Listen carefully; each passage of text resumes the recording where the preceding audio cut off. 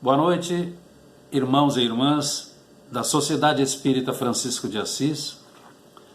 Agradecidos ao Criador por mais esta oportunidade virtual, solicitamos as inspirações dos Espíritos amoráveis para que nos auxiliem na compreensão do tema da noite. No Evangelho segundo o Espiritismo, no capítulo 13, nós encontramos um título: que a vossa mão esquerda não saiba o que dê a vossa mão direita. Logo depois tem um subtítulo: fazer o bem sem ostentação.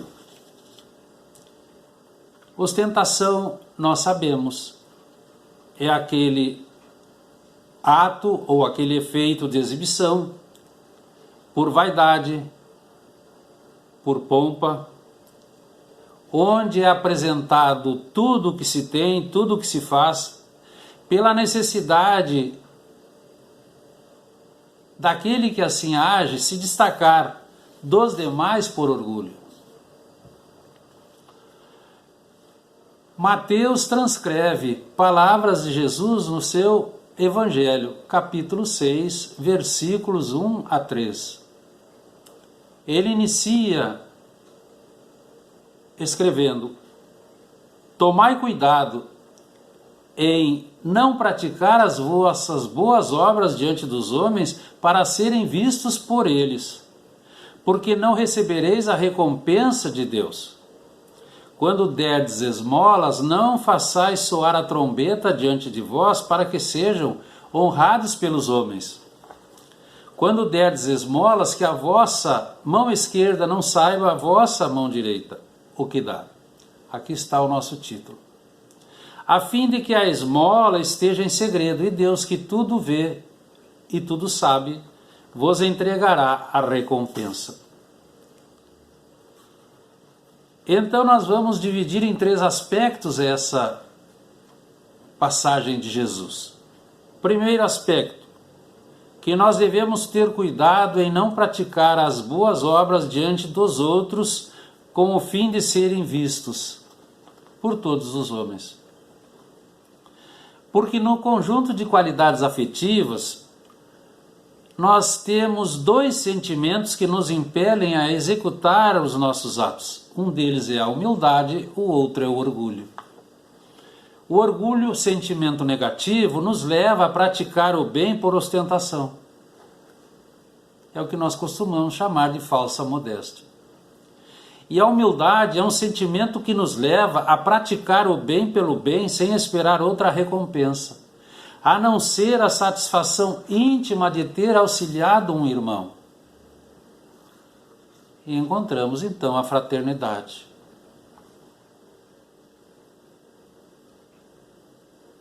Allan Kardec, no capítulo 13 desse Evangelho, nos instrui: existe grande mérito naquele que faz o bem sem exibições. E aquele que oculta a mão que está doando mostra superioridade moral, porque está fazendo um trabalho anônimo em favor do outro, levando o melhor dos seus sentimentos, com muita vontade de auxiliar. E ele está no anonimato renunciando à satisfação pessoal, que seria decorrência do agradecimento daquele que foi auxiliado. No segundo aspecto, encontramos: quando derdes esmolas, não façais soar a trombeta diante de vós, como fazem os hipócritas nas igrejas e nas ruas para serem louvados pelos homens. Hipócritas, aqueles que agem com soberba, com orgulho, com vaidade, que irradiam materialidade pura e apego exagerado aos bens da terra, e que aguardam o agradecimento dos que foram auxiliados, porque eles ainda precisam mostrar-se. No terceiro aspecto, nós vamos encontrar: quando derdes esmola, não saiba a vossa mão direita o que faz a vossa mão esquerda, para que a esmola fique em segredo, e o Pai que vê o que acontece vos recompensará. Aqui está a beneficência modesta, que além de ser caridade material, é caridade moral. É obrigação moral de todos em doar algo à vida, porque todos nós estamos convocados a entregar a nossa cooperação pelo bem geral. Então, essa virtude por excelência constitui a maior expressão do sentimento humano, base inamovível, onde se executam todas as nobres atividades em prol de todas as criaturas. Comumente, a caridade é confundida com a esmola. Mas a caridade não está em nenhum sistema intelectual, está no espírito, nos seus sentimentos, nos seus pensamentos, nas suas ações. O exemplo: Jesus atendeu a todos que o procuravam sem exigências e sem cobranças, permanentemente com fraternidade, com solidariedade, com compreensão. Então vamos encontrar a caridade material quando nós atendemos o necessitado com bens materiais. E a caridade moral é quando nós convivemos com o necessitado, com tolerância, com indulgência, com entendimento, desculpando, com irradiações em favor do outro, com preces. E aí nós estamos então entrando naquela máxima do Cristo: fazer aos outros o que gostaríamos que eles nos fizessem. Então, dependendo dos sentimentos que acompanham ou inspiram o modo de ação dos homens, nós podemos encontrar a esmola sem caridade, aquelas doações arrancadas contra a vontade, aqueles auxílios dados com fins de propaganda para exaltar a personalidade, os donativos feitos com total indiferença. Encontramos também a esmola com caridade. E os amigos espirituais nos informam: ela será mais meritória quanto mais pura seja a intenção, quanto maior a delicadeza, quanto maior a abnegação e quanto menos vergonha cause a quem a recebe. Deve ser dada com alegria, sem que o beneficiado saiba quem é o benfeitor. Tão anônimo ele fica que ninguém possa identificar de onde vem o auxílio. Auxílio esse que vai ajudar a eliminar doença, miséria e os demais aspectos das doenças do homem, dando novas e amplas oportunidades de educação e trabalho para todos, elevando física, moral, mental e espiritualmente todos os que estão em dificuldade no mundo. Jesus falava sobre os estropiados, a parábola dos estropiados. Então também encontramos a caridade sem esmola, a caridade moral, que os amigos espirituais nos dizem: todos podemos praticá-la. Ela nada custa materialmente falando, mas é a mais difícil de fazer. São os nossos bons pensamentos, as nossas palavras de ânimo, as nossas orações, os nossos aconselhamentos. Os amigos espirituais vão nos dizer: a caridade moral consiste em se suportarem umas às outras as criaturas. Desculpem. E é o que menos fazemos. Observemos o termo forte, suportar. Não fala gostar, muito menos amar. Então nós precisamos pensar nos que sofrem. Para isso nós precisamos orar, para possibilitar auxiliá-los. A única maneira de servir ao próximo é ajudar com desinteresse e sem vaidade. Então devemos ceder aos nossos semelhantes a bondade, o reconforto, o carinho, o perdão, cada vez que alguém se revele faminto de proteção e desculpa, precisando de entendimento e carinho, aí nós estaremos servindo ao Criador. Porque todo sofredor é nosso irmão e tem direito à caridade. Não é essa caridade que magoa, não essa esmola que queima a mão ao ser recebida, pois às vezes elas são acompanhadas de críticas ou censuras. E os amigos espirituais nos dizem, nós devemos evitar revolver a lâmina naquele coração que já está sangrando. É uma figura muito forte.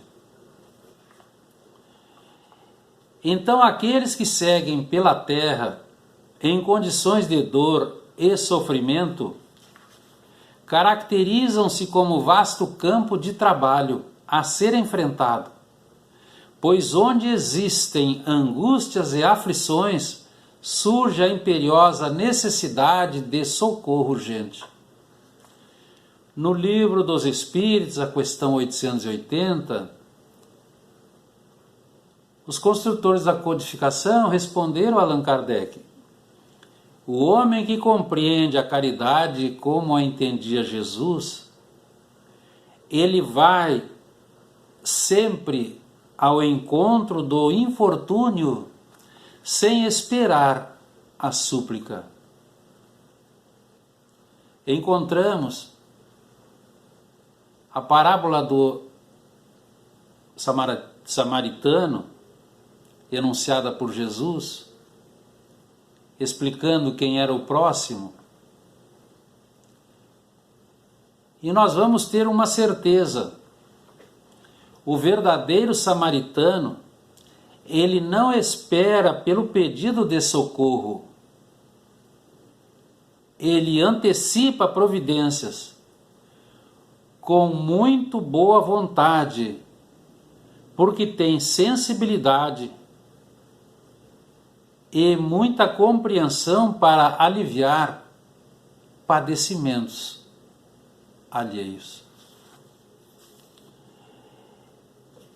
Então nós precisamos, a exemplo de Jesus, servir sem descanso, ainda mesmo quando a enfermidade nos convide a repousar. Devemos cooperar espontaneamente nas boas obras sem aguardar convite, suportando sem revolta a bilis do nosso companheiro difícil, auxiliando os amados sem reprovação ou reclamação, alegrando-se com a prosperidade do outro, guardando o bom humor, esquecendo as queixas, para acentuar a alegria no coração dos outros. Também devemos anular o nosso direito em favor do direito de outra pessoa. E, finalmente, é o silêncio da nossa voz, para que se faça ouvir uma voz mais frágil, que precisa pronunciar-se. Em qualquer situação onde estivermos, nós devemos recordar Jesus, que ensinou servindo e corrigiu amando. Então, a caridade é um sistema contábil desse universo infindo, que nos permite a felicidade de auxiliar para sermos auxiliados. As leis divinas nos retribuirão com avultados juros de alegria tudo o que dermos em socorro dos outros, assegurando-nos amplos recursos no plano espiritual. Conta-se que, certa vez, Chico Xavier ia auxiliar famílias carentes de toda sorte, além de gêneros alimentícios, também de explicações, de consolações.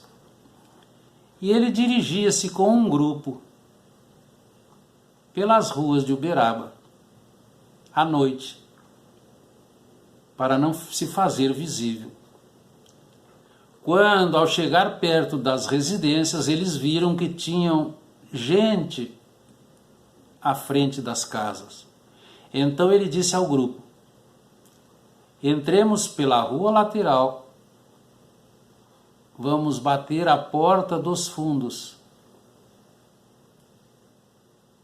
Quando perguntaram por que aquela situação estranha, o Chico sorriu e respondeu: é para que nós não deixemos constrangidos os nossos irmãos que estão em necessidades. Porque, ao final de tudo, com a graça de Deus, os maiores beneficiados seremos nós.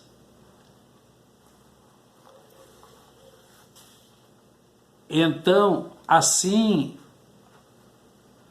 como Chico agia, vale a pena ajudar. Ajudar sempre na medida das nossas possibilidades, sem impor condições, conforme ensinou o mestre Galileu. O amor desinteressado, nas suas manifestações fraternas, nos leva a todos nas asas da caridade, para o voo aos cimos da vida. Com relação a fazer o bem sem ostentação, nós encontramos uma mensagem do Espírito Fabiano de Cristo,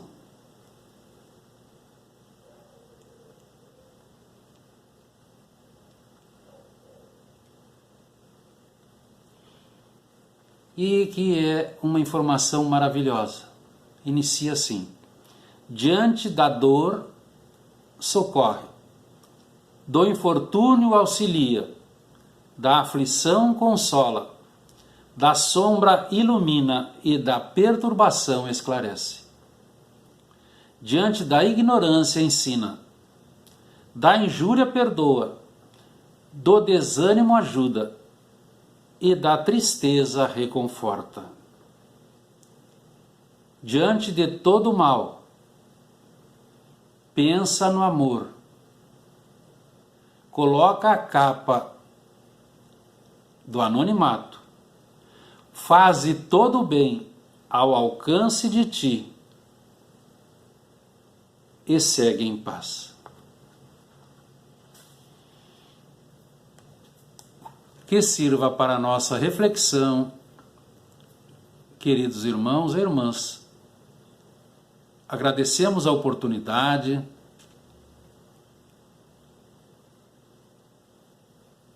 Continuemos envoltos na paz do sublime Galileu.